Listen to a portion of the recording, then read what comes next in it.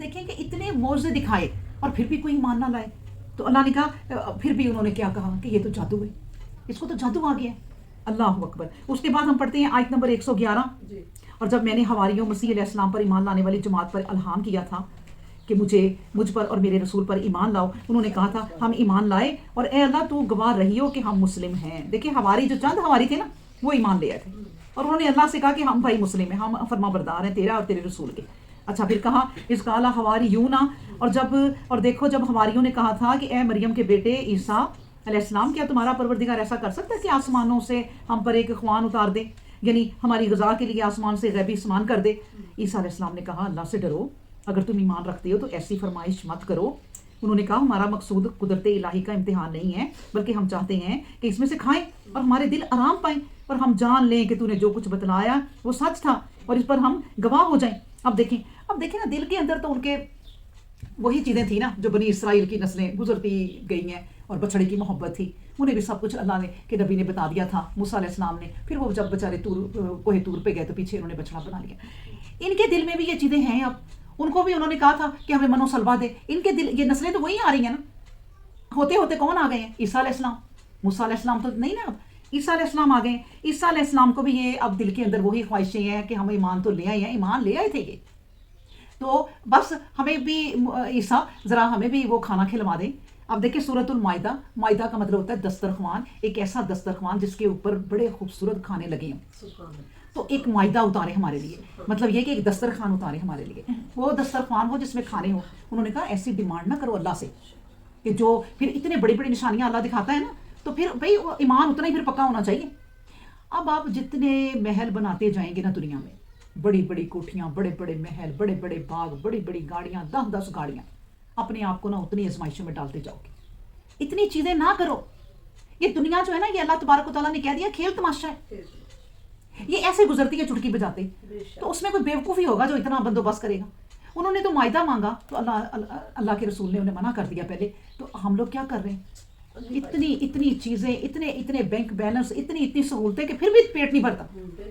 تو یہ نہ کرو, کیونکہ یہ دنیا ایک آزمائش ہے, اور جتنی چیزیں تم اکٹھی کرو گے اتنا حساب کے دباؤ کے نیچے دب جاؤ گے. چیزیں اکٹھی کر کے تم چھوڑ جاؤ گے, استعمال کریں گے تمہارے پچھلے والے, اور حساب تمہیں دینا پڑے گا. تو پھر وہ اللہم حاسبنی حسابا یسیرا ہم دعا کرتے ہیں, تو کیسے ہوگا بھائی حساب آسان, پیچھے تو تم دنیا اتنی چھوڑ آئے. اللہ اکبر. تو انہوں نے بھی کیا کہا, انہوں نے پھر کہا, پہلے تو منع کیا وقت کے نبی نے, عیسیٰ علیہ السلام نے. پھر انہوں نے کہا نہیں ہم تو, آپ معاہدہ ہمارے اوپر آئے گا تو ہم ایمان لے آئیں گے, ہمارا ایمان اور پکا ہو جائے گا, ہمیں عین الیقین ہو جائے گا, ہم اللہ کی نشانی ایک آنکھوں سے دیکھ لیں گے. تو پھر انہوں نے کہا اب آپ اللہ سے دعا کی. کہتے ہیں کہ اس دسترخوان پر گوشت تھا.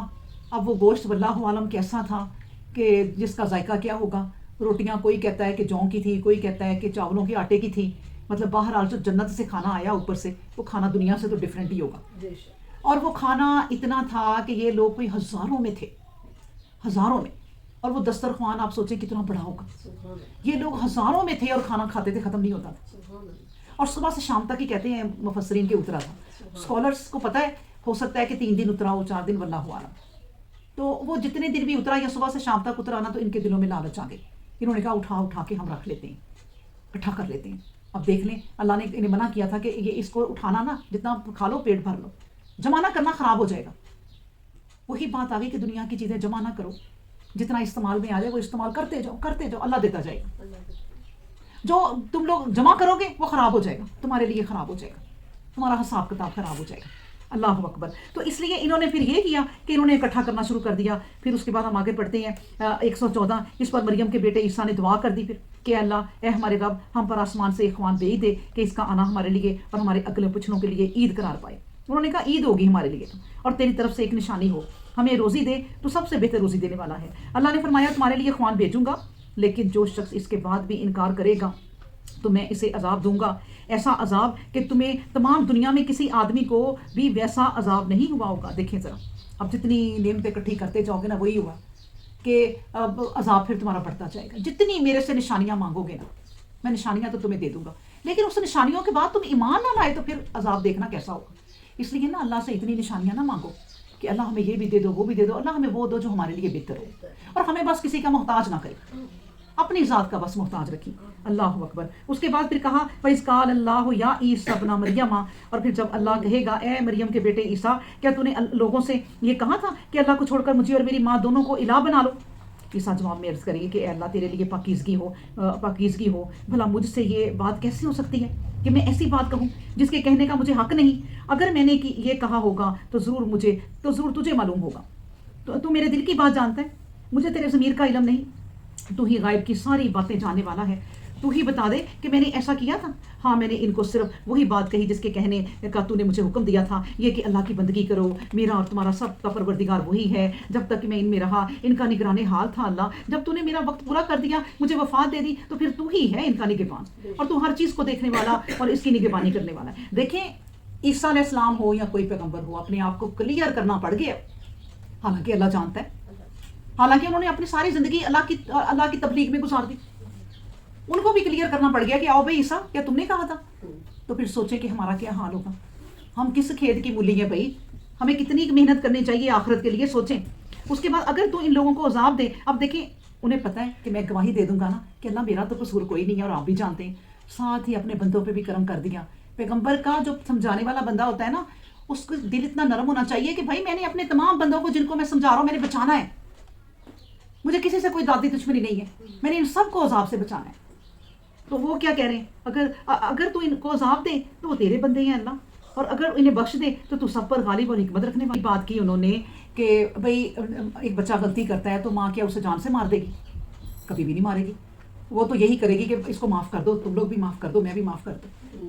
تو اللہ جو ہے نا وہ اتنا اپنے بندوں سے محبت کرتا ہے کہ انہوں نے بات کیسی کی ہے کہ اللہ تیرے بندے ہیں، تو چاہے تو انہیں عذاب دے دے اور تو نہیں دے گا عذاب کیونکہ تیرے بندے ہیں. سبحان اللہ. پھر کہا اللہ فرمائے گا آج وہ دن ہے کہ سچے انسانوں کو ان کی سچائی کام آئے گی، اور ان کے لیے جنتیں ہیں جن کے تلے نہریں بہ رہی ہیں، وہ ہمیشہ ان میں رہنے والے ہیں. اللہ ان سے رضامند ہوا اور وہ اللہ سے رضامند ہوئے. یہ سب سے بڑی کامیابی ہے.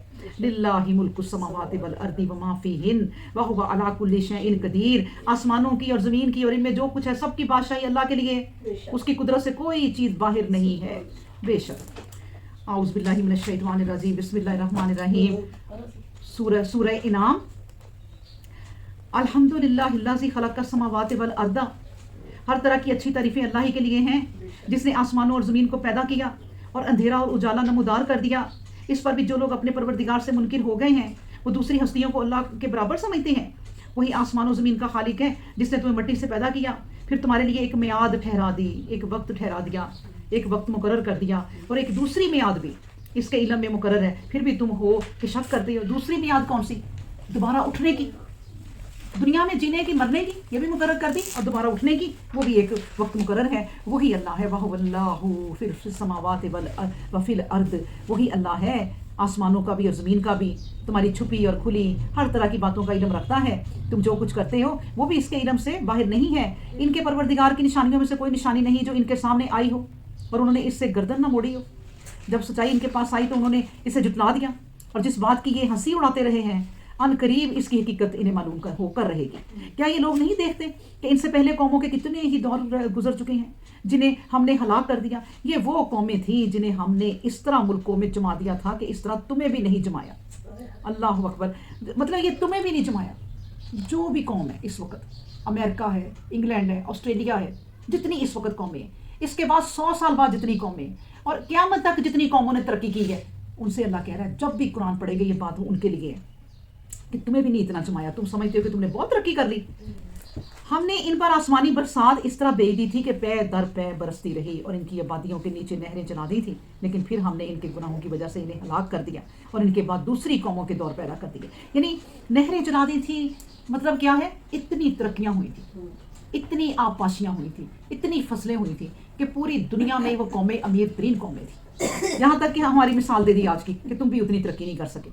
اگر ہم تم پر ایک کتاب کاغذ پر لکھی ہوئی اتار دیتے اور یہ لوگ اپنے ہاتھوں سے چھو کر دیکھ لیتے کہ سچ مچ کتاب ہے، پھر بھی جن لوگوں نے انکار کی راہ اختیار کی وہ کہتے کہ یہ اس کے سوا کچھ نہیں ہے، کسری جادو ہے. کتاب کیونکہ کاغذ کی نہیں تھی نا. کب کی کتاب تھی؟ اس وقت کیا کتاب تھی؟ وہی آتی تھی جس طرح بھی تھی، دل کے اوپر آتی تھی، پتوں پہ آتی تھی، تختیوں پہ آتی تھی. یہ کتاب کی صورت میں نہیں تھی. اللہ نے پتا تھا کہ یہ کتاب بھی بن جائے گی دنیا میں، اور اللہ نے اس کی مثال بھی دے دی کہ تم کہتے ہو اس وقت میں تمہیں ایک کتاب کی شکل میں دے دوں، تم کہتے اور یہ بھی تمہیں میں اگر دے دوں پھر بھی تم کہو گے کہ یہ جادو ہے۔ اللہ اکبر۔ اس کے بعد ہے آیت نمبر 8، اور انہوں نے کہا کیوں اس پر فرشتہ نہیں اترتا؟ اگر ہم فرشتہ نازل کرتے تو ساری باتوں کا فیصلہ ہی ہو جاتا، پھر ان کے لیے مہلت ہی کب رہتی۔ اللہ اکبر۔ دیکھیں نا مختلف سوالات اور ایمان نہیں لانا۔ بھئی آپ اللہ کے پیغمبر ہیں، مشرکین کہتے تھے تو بھئی آپ کے 10 فرشتے آگے ہوں، 10 پیچھے ہوں، 10 ادھر ہوں، دائیں ہوں بائیں ہوں، آپ کو ایسی پروٹوکول ملے، فرشتوں سے روشنیاں نکل رہی ہوں، پتہ چلے کہ بھئی آپ اللہ کے نبی ہیں، یہ باتیں کرتے تھے۔ اللہ نے ایک بات کہہ کے بات ہی ختم کی، بھائی فرشتے تو ہم تب اتارتے ہیں جب تمہاری کہانی ہی ختم کرنی ہو، ہم فرشتے نہیں اتارتے اس طرح۔ اللہ اکبر، سبحان اللہ۔ تو دیکھیں دنیا میں اللہ نے جن کو پروٹوکول دے دی ہے نا، اب بھی حکومتیں، آپ کسی بھی ملک کی حکومتیں دیکھ لیں، 10 گاڑیاں پیچھے 10 گاڑیاں آگے، تو ادھر ادھر ہے، تو کیا وہ ایمان لاتے ہیں؟ اللہ اکبر۔ اس کے بعد ہے، اور اگر ہم کسی فرشتے کو پیغمبر کرتے تو اسے بھی انسان ہی بناتے، اور جیسے کچھ شبہات یہ اب کر رہے ہیں ویسے ہی شبہوں میں انہیں ڈال دیتے۔ اور اے پیغمبر اسلام، یہ واقعہ ہے کہ تم سے پہلے بھی رسولوں کی ہنسی اڑائی گئی تھی، تو جن لوگوں نے ہنسی اڑائی تھی وہ جس بات کی ہنسی اڑاتے تھے وہی بات ان پر آن پڑی تھی۔ اے پیغمبر اسلام، ان سے کہو زمین میں پھرو اور دیکھو جھٹلانے والوں کا کیسا انجام پیش آیا۔ اللہ اکبر۔ اب دیکھیں نا، وہ کہتے ہیں فرشتے ہو، اللہ نے کہا تم فرشتے ہوتے نا تو ہم تم پر فرشتے نازل کرتے، اب تم بندے ہو تو تم پر بندہ آیا اللہ کا، اور اگر ہم فرشتے نازل کرتے تم نے یہ کہنا تھا اس کی تو ہماری عادتیں نہیں ملتی، یہ پتہ نہیں کس مخلوق کا آ گیا اللہ، پھر تم نے اسی طرح کی باتیں کرنی تھی۔ اللہ نے کہا بس توبہ کرو اور دنیا میں نا ذرا چل پھر کے دیکھتے رہا کرو کہ وہ پچھلی قومیں کہاں گئیں اور ان کے ساتھ کیا ہوا تھا، یہ قرآن پڑھتے رہا کرو، اور پچھلی قوموں پہ جو جو عذاب گزرے ہیں اس میں ہیں، تاکہ تمہیں پتہ چلے کہ لوگوں پہ کیا کیا گزرا ہے۔ اس کے بعد ہے آیت نمبر 12، اے پیغمبر اسلام، ان سے پوچھو آسمانوں میں اور زمین میں جو کچھ ہے وہ کس کے لیے، یعنی کس کے لیے ہونا چاہیے؟ کہو اللہ کے لیے۔ اللہ نے اپنے اوپر لازم کر لیا ہے کہ رحمت فرمائے، وہ ضرور تمہیں قیامت کے دن جمع کرے گا، اس میں کوئی شک نہیں۔ جو لوگ اپنے ہاتھوں اپنے آپ کو تباہ کر چکے ہیں وہ کبھی یقین کرنے والے نہیں ہیں۔ اور دیکھو اس کے لیے، اسی کے لیے ہے جو کچھ رات اور دن میں ٹھہرا ہوا ہے، اور وہ سننے والا اور جاننے والا ہے۔ یعنی دیکھیں اللہ تبارک و تعالیٰ کہتے ہیں کہ میں نے اپنی نا ذات کے اوپر، اپنی جو میری ذات ہے اس پہ میں نے رحمت لازم کر ڈالی ہوئی ہے، اور اگر یہ چیز نہ میں کرتا، غضب پہ میں نے رحمت کو اوپر کیا ہوا ہے، تو پھر تم لوگ کب کے ختم ہو چکے ہوتے، میں تمہارے ظلم پہ فوراً تمہاری پوچھ کر لیتا اور تمہاری پکڑ کر لیتا، وہ تو میں نے اپنی رحمت کو لازم کیا ہوا ہے۔ اللہ اکبر۔ اور دیکھو اسی کے لیے جو کچھ رات اور دن میں ٹھہرا ہوا ہے، اور وہ سننے والا اور جاننے والا ہے۔ اور تم کہو کہ میں اللہ کو چھوڑ کر جو آسمان و زمین کا پیدا کرنے والا ہے کسی دوسری ہستی کو کارساز بنا لوں؟ وہ سب کو روزی دیتا ہے لیکن کوئی نہیں جو اسے روزی دینے والا ہو۔ تم کہو مجھے یہی حکم دیا گیا ہے میں اللہ کے آگے جھکنے والوں میں پہلا جھکنے والا ہو جاؤں، اور مجھے کہا گیا ہے کہ ایسا نہ کر کہ کہیں مشرکوں میں سے ہو جا۔ اللہ اکبر۔ دیکھیں یہ نبیوں سے کہا جا رہا ہے، نبی سے کہا جا رہا ہے، اور ہر اس پڑھانے والے دائی سے کہا جا رہا ہے کہ جب تم اللہ کا کلام پڑھاتے ہو تو سب سے پہلے تم خود فرما بردار ہو جاؤ، سب سے پہلے تم خود جھکنے والے ہو جاؤ، اور پھر لوگوں کو جھکنے کا کہو۔ اللہ اکبر۔ اس کے بعد ہے تم کہو کہ میں کس طرح اللہ کی نافرمانی کروں، میں تو اس دن کے عذاب سے ڈرتا ہوں جو بہت بڑا دن ہوگا۔ اس دن جس کے سر سے عذاب ٹال گیا تو اس پر اللہ نے رحم کیا، اور بڑی ہی کامیابی ہے یہ۔ اللہ اکبر۔ اللہم حاسبنی حساب یسیرا، دعا کرتے رہا کرو کہ اللہ تعالیٰ حساب کتاب آسان کر دیں، کیونکہ جس کو حساب کے لیے اللہ تبارک و تعالیٰ نے کھڑا کر لیا تو وہ گیا، بس کھڑا ہی نہ کرے، اللہ کھڑا کر لیا تو بس اب سمجھو پتہ نہیں اب کب اور کتنے دن کہ دنیا، وہ جو اوپر کا ایک دن ہے نا دنیا کے 1000 سال کے برابر ہے، تو پتہ نہیں کتنا وقت اللہ نے پھر کھڑا کر لینا ہے۔ اللہ سے دعا کرو کہ کبھی وہ کھڑا ہی نہ کرے اور کہہ دے کہ بس تم کلیئر ہو جاؤ۔ اللہ اکبر۔ اور کوئی دنیا میں ایسے کام ہی نہ کرو، انسان کو پتہ ہوتا ہے کہ میرے اوپر بڑھتے جا رہے ہیں کام، تو ان کو چھوڑو اور توبہ کرو۔ اور اگر اللہ تجھے اپنے قانون کے مطابق دکھ پہنچائے تو اس کا ٹالنے والا کوئی نہیں ہے مگر اس کی ذات، اور اگر وہ تجھے بھلائی پہنچائے تو وہ ہر بات پر قادر ہے، اور وہی ہے جو اپنے تمام بندوں پر زور و غلبہ رکھنے والا، اور وہی ہے حکمت رکھنے والا اور آگاہ۔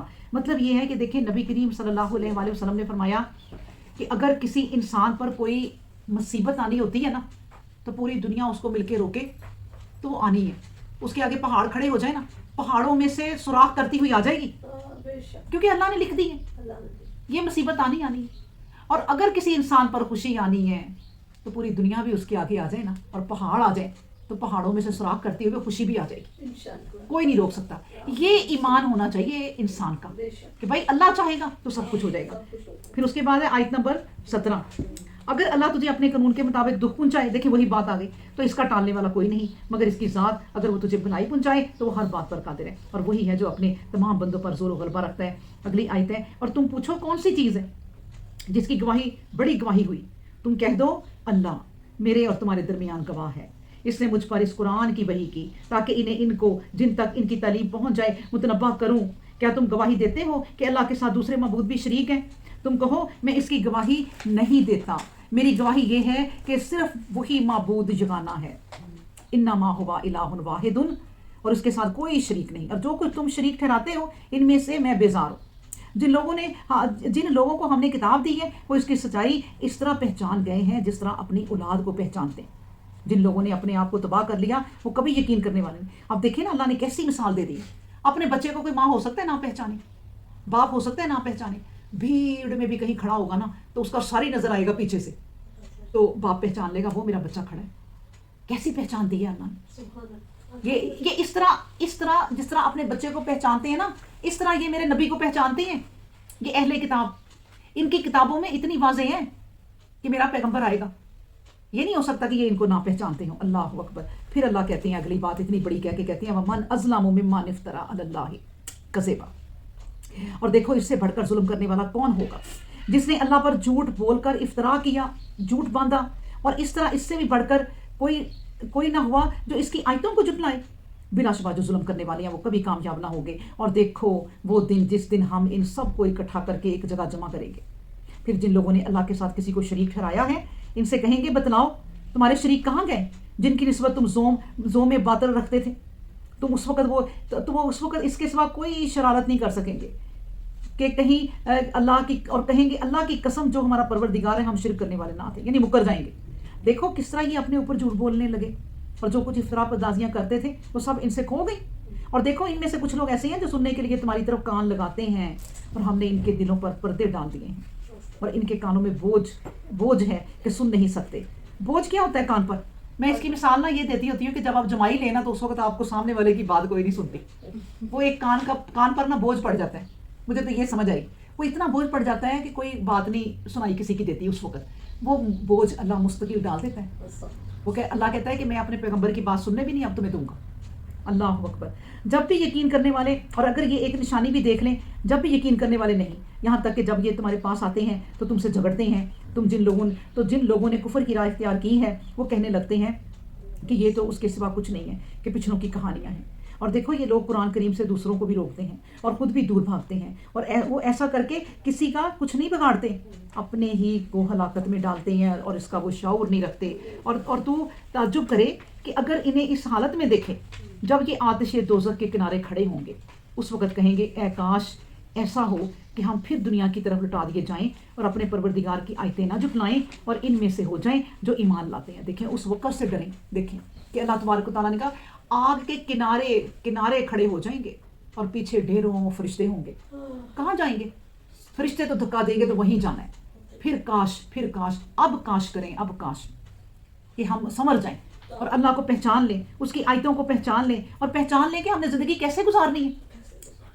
ابھی توبہ کا وقت ہے، اور ایسا اللہ رحیم و کریم ہے اپنے بندے پر کہ نبی کریم صلی اللہ علیہ وسلم کہتے ہیں کہ بھائی موت کے آخری وقت بھی توبہ کر لو گے نا، یعنی تمہیں پتا نہ ہو کہ یہ موت کا وقت ہے، لیکن تمہیں پتا چلے کہ شاید میں نہ بچوں تو توبہ کر لو، اس وقت بھی اللہ معاف کر دے گا۔ بس زندگی موت کے بعد نہیں، اور جو کچھ پہلے چھپایا کرتے تھے اس کا بدلہ ان پر نمودار ہو گیا۔ اگر یہ دنیا کی طرف لٹا دیے جائیں تو پھر اس بات میں پڑ جائیں جس سے انہیں روک دیا گیا تھا، اور کوئی شک نہیں کہ یہ لوگ جھوٹے ہیں۔ دیکھیں کتنا پیارا جواب دیا اللہ نے۔ وہ کہتے ہیں نا کہ کاش ہم دنیا میں دوبارہ چلے جائیں اور ایسے کام کرے کہ بس ہم پھر آگ میں نہ ڈالے جائیں۔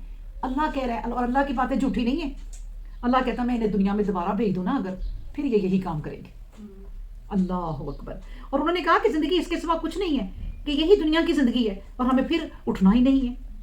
اور تو تعجب کرے اگر انہیں اس حالت میں دیکھے جب یہ اپنے پروردگار کے سامنے کھڑے کیے جائیں گے، اس وقت اللہ ان سے پوچھے گا کیا یہ حقیقت نہیں ہے، یعنی آپ کھڑے ہو نا تو یہ حقیقت ہے نا؟ یہ کہیں گے ہاں ہمیں اپنے پروردگار کی قسم۔ اس پر اللہ فرمائے گا تم جو انکار کرتے رہے تو اب اس کی پاداش میں عذاب کا مزہ چکھو۔ اللہ اکبر۔ یقیناً وہ لوگ نقصان و تباہی میں پڑے جنہوں نے اللہ کی ملاقات کو جھٹلایا۔ یہاں تک کہ جب گھڑی اچانک ان پر آ جائے گی تو اس وقت کہیں گے افسوس اس پر جو کچھ ہم سے اس بارے میں تقصیر ہوئی، وہ اس وقت اپنے گناہوں کا بوجھ پیٹھوں پر اٹھائے ہوئے ہوں گے۔ سو دیکھو کیا ہی برا بوجھ ہوا، یہ جو اٹھا رہے ہیں، یہ جو لا رہے ہیں، اللہ اکبر۔ اور دنیا کی زندگی وما الحیات الدنیا الا لعب ولہو، اور دنیا کی زندگی تو کچھ نہیں ہے مگر ایک عارضی چیز ہے، جیسے ایک کھیل تماشا ہو۔ جو متقی ہیں ان کے لیے آخرت ہی کا گھر بہتر ہے۔ افسوس تم پر، کیا تم اتنی بات بھی نہیں سمجھتے ہو؟ قد نعلم انہ لا یحزنک، ہم جانتے ہیں کہ یہ لوگ جیسی کچھ باتیں کرتے ہیں وہ تمہارے لیے ملال خاطر کا موجب ہوتی ہیں، یہ دراصل تمہیں نہیں جھٹلاتے بلکہ یہ ظالم جان بوجھ کر اللہ کی آیتوں کو جھٹلا رہے ہیں۔